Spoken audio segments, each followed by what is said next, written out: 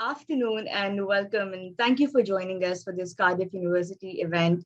This is the latest in our For Alumni, by Alumni event series, where we hand over the webcams and the mics to our fabulous alumni to share their thoughts and expertise and passions on their topics. I'm Roha Nadeem. I'm an intern at the Alumni Relations Department. I'm soon to be an alumna myself.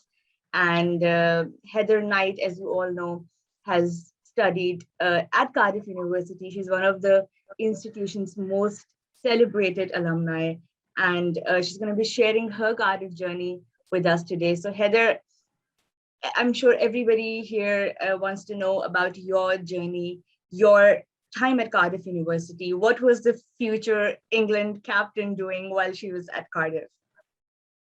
Oh, I was having a very good time, actually. I loved my time at Cardiff. I went to view the city when I was deciding which university to go to, and I just got really good vibes from being there. I just could see myself there. They had a really good cricket programme, so MCCU as it was back then. So that was a big draw, and I just loved how close the city was. And yeah, I knew when I got the offer there that was where I wanted to be, and I was lucky enough to be put in a flat with some pretty cool people that are still my best mates now. So there was 5 of us in Talabont North, House W, and yeah, we're still best mates now, 10 years later, which is amazing. And yeah, so what was your most favorite place in the city while you were a student? Oh, my favorite place. It's probably some of the bars in the Union, actually. But no, I love the whole city. I'd really like going down to the Bay. That was a place where we'd go quite often just to hang out. And they have great ice creams.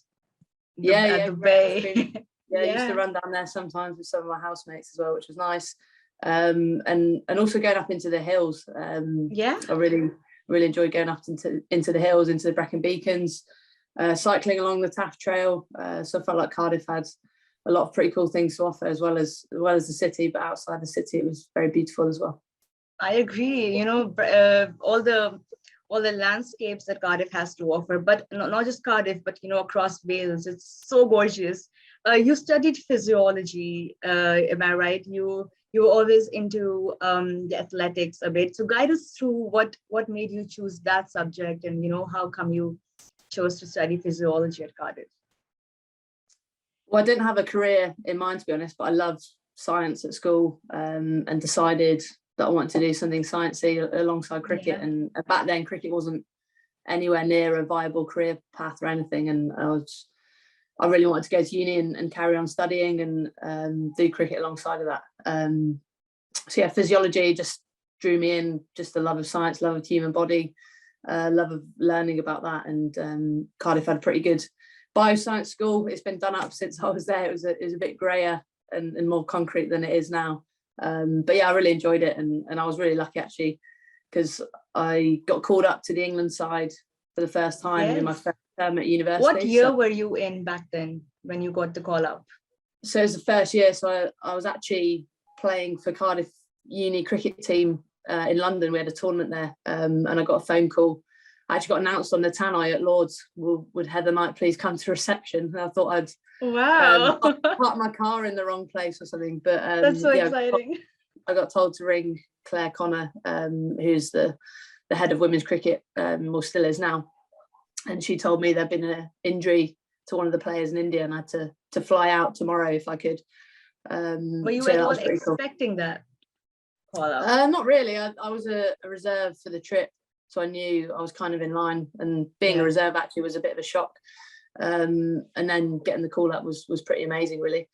It was a lot earlier than I thought it would be, and it was after my first term as a fresher as well, so I probably hadn't been the most professional athlete in that first term. Definitely enjoyed myself as a fresher at uni. But yeah, it was really cool. I managed to fly out. I went back to London, drove a few of the cricket girls back, and then had to get on a plane at 4 a.m. and I had to obviously let the university know that I wasn't going to be there. So I rang my personal tutor, and just because it was a weekend, I left a voicemail on his answer machine saying, by the time you get this, I'll be in India. I hope you don't mind. Can I get some extensions, please? And luckily, the bioscience school were brilliant. They let me do exams later, have extensions. They were really flexible and allowed me to manage my cricket alongside of my studies as well. That's wonderful, Heather. Having the kind of support from your institution, having the kind of network that really allows you to fulfill your creative potentials. Because I remember when I was playing, this was one of the reasons why I couldn't continue playing cricket, because I had to focus on my A levels. So I really couldn't see myself juggling both. But it's so inspiring that you took that leap of faith, and then Cardiff University was, there to help you through it. And it's so important to have that support, isn't it? Yeah, and I actually really liked having the escape when I got back from the cricket tour. I could throw myself into university life. I kind of had two lives living alongside each other, and it was quite a nice distraction to throw myself into university work when I got back from a tough cricket tour. So that was quite nice as well. And what were your friends and peers? How was their reaction when you told them you're going to play for England? You must have become a star that time. Yeah, they were super supportive. They were great. I actually came back from a tour. It wasn't the first one. I went to South Africa, I think, later in that year, and did quite well. And they actually embarrassingly put a banner up with some. I got player of the match, and they put my batting score and my bowling figures on this big banner at the front of our house, which was pretty embarrassing. I think they did it to embarrass me, but yeah, they were super supportive. They were obviously knew that I played cricket, but didn't know much about cricket, which was also quite nice as well. And I think that's something I really valued then and still value now, having those friends outside of cricket that allow you to escape and not talk about cricket and the same things all the time, and have that different support. And usually they just take the piss out of me, really, and don't treat me any different because of what I do, which is very nice. That sounds wonderful, Heather. When you were living in Cardiff, where did you go to train? What club were you playing with back then? Yeah, I used to train at Glamorgan, up at it was the Swalex Stadium now. So I used to train there quite a lot with some of the boys teams and my coach there. Trained at Talibon quite a lot as well. Right. Used to go there early mornings, train in the gym and also do some cricket stuff there. So at the indoor centre there. And I used to use the gym. Which one did I use? I used one at Talibon for a little bit, and then trained at the Union as well. So kind of hot-footed all the way around the city. And I trained at UWIC sometimes as well, which the big rivals in the city in terms of university. But I was quite lucky. The facilities were brilliant and enabled me to fit my training around, obviously, the lectures and all the other things I had to do. You also mentioned that you played for the Cardiff team as well. How was that like? Yeah, the ladies cricket team at Cardiff. Yeah, it was great. We played in a couple of indoor tournaments. I only actually was able to play in the winter because summer commitments meant unfortunately play. But yeah, it was great. They were a really good group of girls. We actually had a reunion last month, which was really nice to get together. Still stay in touch with a lot of those guys, and we actually won an indoor tournament as well. We beat Loughborough, who had Lauren Winfield, Nat Siver, so a lot of future England players playing, and we were definitely the underdogs, so that was very good. And I dressed up in the mascot suit as well. Well, we've got to see a picture of that. I don't know if I've got any, but there was the big red dragon. I forget what it was called. Okay. I dressed up after our win in the mascot suit, which is a lot of fun. How's COVID been for you, Heather? How's it been? How challenging was it? Not just as a cricketer, but as a woman cricketer, what challenges were there in the last 1.5 years for you? Yeah, lots. I think it's probably been my most challenging time as captain. I think having to deal with completely different things, and I think a lot of it as well is just dealing with uncertainty as cricketers. Managing the team, we generally like to be in control and like to know about our training and be able to plan and stuff. So just dealing with the uncertainty of what's going on and getting used to that has been quite tricky. And I think early in the pandemic as well, we didn't really know when we were going to be back training or playing. It felt like a lot of women's cricket was being cancelled, and men's stuff was being prioritised a little bit to try and look after the financial state of the game. But we were lucky enough to get back late summer in 2020. So we played in September against the West Indies in a bubble in Derby, and a lot of our cricket since the pandemic started actually has been in some form of bubble, which is a very strange place to live in and play cricket in. It's very surreal. So we, for that, what was it, about a month in Derby, we stayed at the cricket ground. There's a travel lodge at the cricket ground, so it was picked specifically because we could stay there. We had security, like a perimeter around the ground. We couldn't leave at all. You open your curtains and you see the cricket ground. You want to go for a walk, you have to do laps of the cricket ground. Wow. So you play there as well. It was quite intense. What else was part of tricky. your routine in the bubble? What would you do, when you were like just free, you had time on your hands? Yeah, you find things to do. We had a little games room, which was quite fun, with a pool table and a big screen set up to watch films and stuff. We did some like golf chipping into an umbrella just on the side of the pitch. But to be honest, there's not a huge amount you can do. And it's really hard to get away from cricket actually and get perspective of the real world, I think. Yeah. For the girls that weren't playing in particular, obviously you're disappointed not to be picked in the team. You can't escape, you can't go meet friends, family, you can't even go down the street for a coffee to kind of clear your head or anything. So that was particularly hard, I think, for the girls that didn't play. And you're obviously sacrificing a lot and living in that environment. And we haven't lived in anywhere near as strict a bubble as we did that summer in 2020, but we've had varying levels of restrictions, whether it be to go overseas, or this summer, for example, we weren't allowed to see loved ones. We were allowed to go outside for walks and things and get takeaway coffees, but we were still under restrictions all summer. And I think originally in 2020, it was our chance to play cricket. It was unique, it was new. The whole country wasn't back to normal, but I think the way it's dragged on has been quite hard, or harder, I think, to deal with, in terms of being a cricketer and not knowing when things will end. And obviously things are still carrying on, and it's a bit trickier to travel overseas, obviously. So yes, it's been difficult to manage, and certainly managing players in the team has been hard. But also we've been quite lucky, and we've been able to get back to playing cricket pretty easily, which is good. I'm sure, Heather. You mentioned there that there were times during this entire pandemic where you felt like men's cricket was being prioritized over women's cricket. Talk more about that, especially in a global perspective. Of course, the England women's team is, they get probably more chances to play than some of the other lesser developed teams around the world. So how do you see that? Yeah, you're right. I think COVID probably highlighted those differences in how boards support women's cricket around the world. Definitely, I think we're super lucky here. We're very well supported, and the ECB, England Wales Cricket Board, made it their priority to try and get us cricket. They chartered West Indies over. It's obviously not cheap to put bubbles on and things.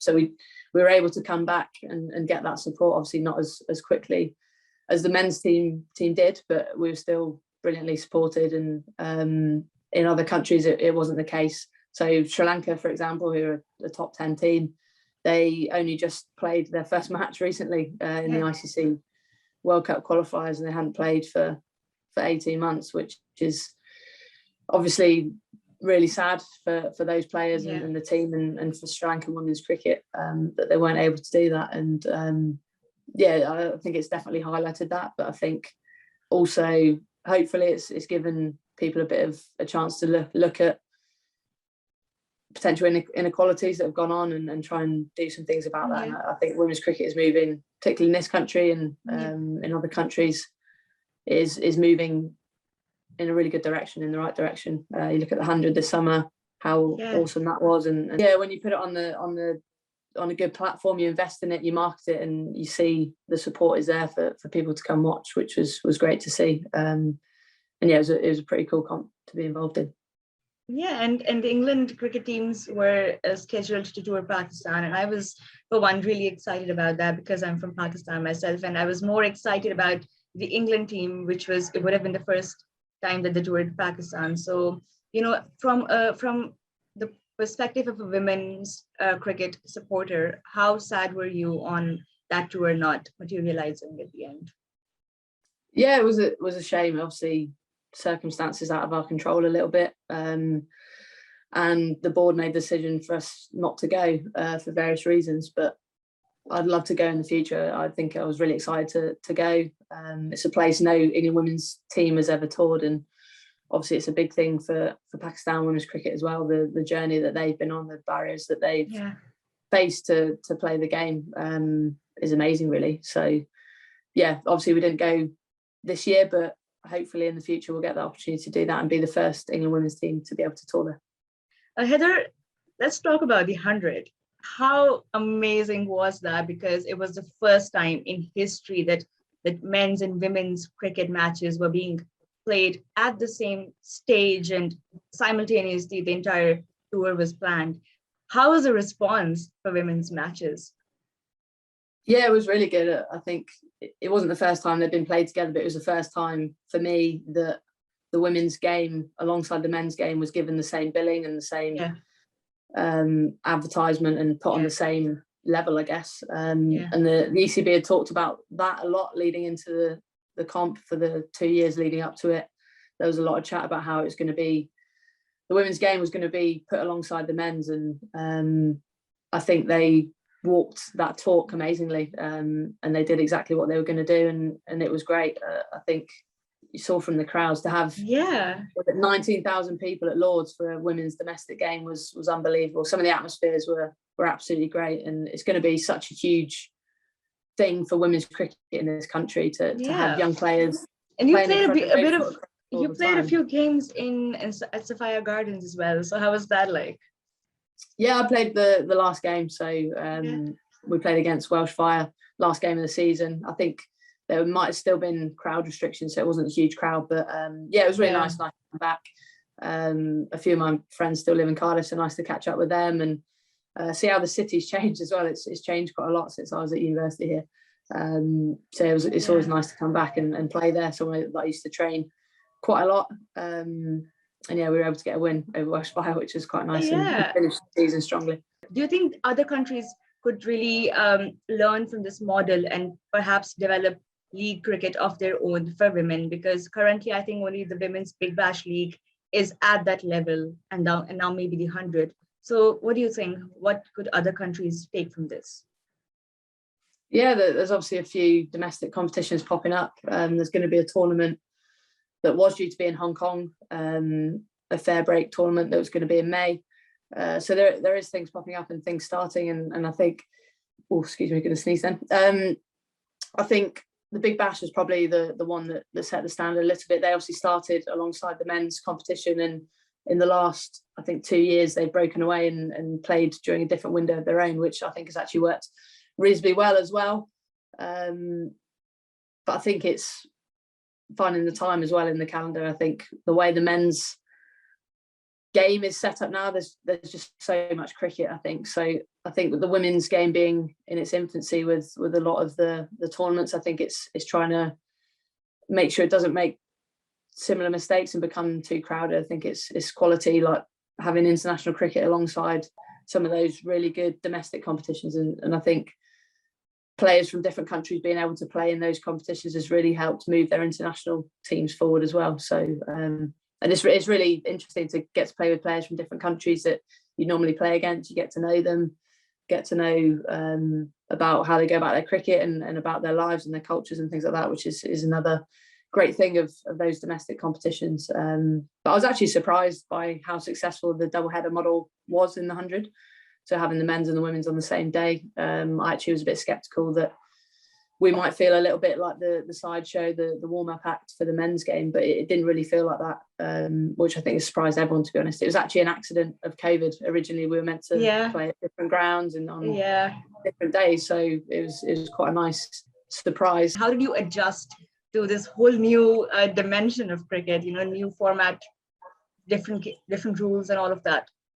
Yeah, it took a little bit of time. It was so chaotic at the start. You're just so ingrained in cricket to have 6 ball overs, and you'd get players like running off, thinking it was over when it wasn't, and forgetting that you didn't change fielding positions after 5 balls because the bowler changed, you stay at the same end. So yeah, it was a little bit strange at the start, but when you go on ball by ball, it's exactly the same as any other format of cricket. It's a battle, ball by ball, batter v bowler, and you kind of get used to it and try and work out different tactics and how you're going to manage your bowlers. So it was quite an exciting thing and a new challenge as captain as well, actually, to try and work out in this brand new format when there's no data or evidence on how people have done things in the past, trying to work out the best way to be successful and get the best out of your team.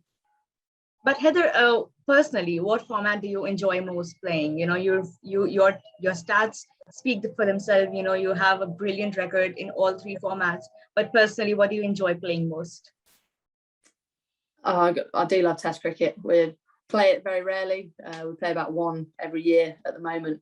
And obviously we've got 1 coming up in Australia in January. So I think probably playing it so scarcely makes Test cricket even more special for us, I think. And when you're successful in Test match cricket, there's not many feelings like it. And some of the best feelings I've had on cricket fields of when you've been out there taking wickets, you've worked so hard as a team to try and build pressure and create and take wickets.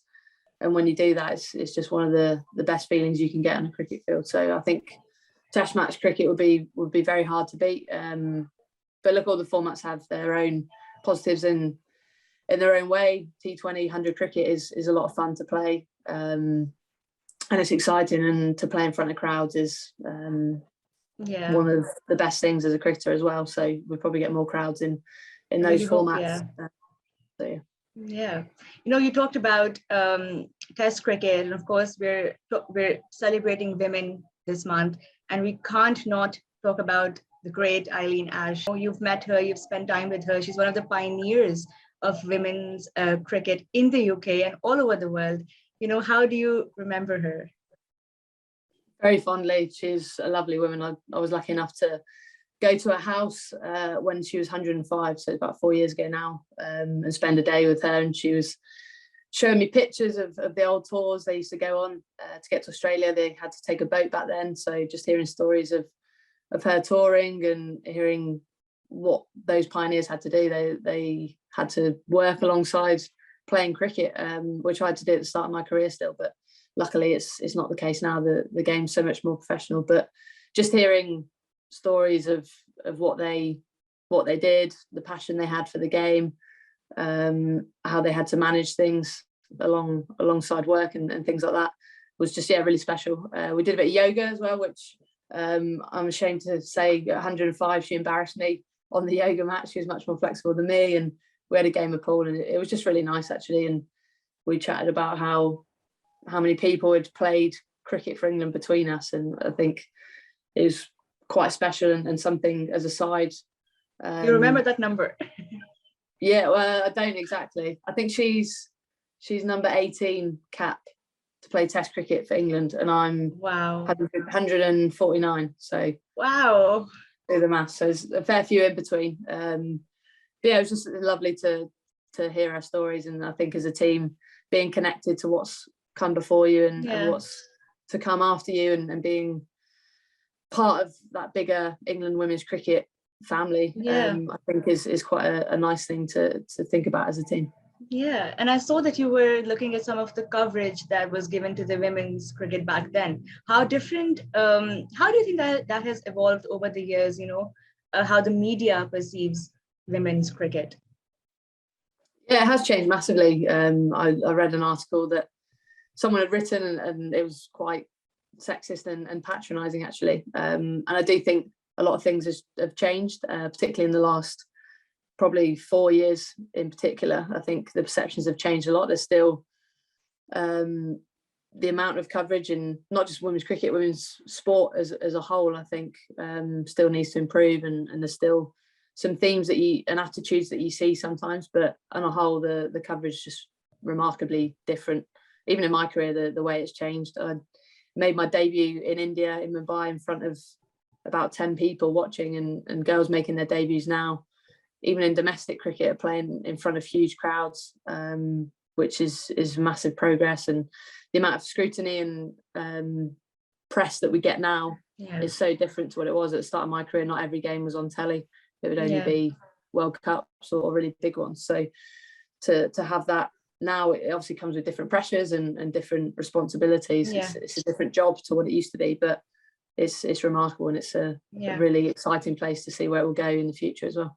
Yeah, but do you think there's still some disparity with respect to how the game is covered in this part of the world, in the UK, in the West, I'd say, and the lesser developed parts of the world, like Sri Lanka, like Pakistan? There's still a lot of work to be done when it comes to giving coverage to women's cricket. Yeah, there is, and I think perceptions of women playing cricket in those countries that you talk about as well is different. And I think female cricketers are the exception. They're not the norm. You have to probably have more accepting parents and family that enable you to do those things, and those girls face different barriers to what we do. And the fact that they're able to overcome those and still be great and play and be international cricketers is pretty remarkable. But hopefully things are changing. There's some really positive stories out there, and perceptions of women are changing all around the world, not just in cricket and sport. And I do think cricket can be a big driver of that as well in those countries, seeing remarkable women, what they do and barriers they overcome can help change society on a bigger scale. You're spot on about that, Heather. We really, really hope that, as time goes by and as more leagues, because I really do believe that leagues can help play a really positive role in making the media sort of more focused towards women's cricket, because there's so much talent. There's really a lot of talent, everywhere, especially in the less developed parts of the world as well, where that talent hasn't been tapped into yet. And, a lot of women are still reluctant.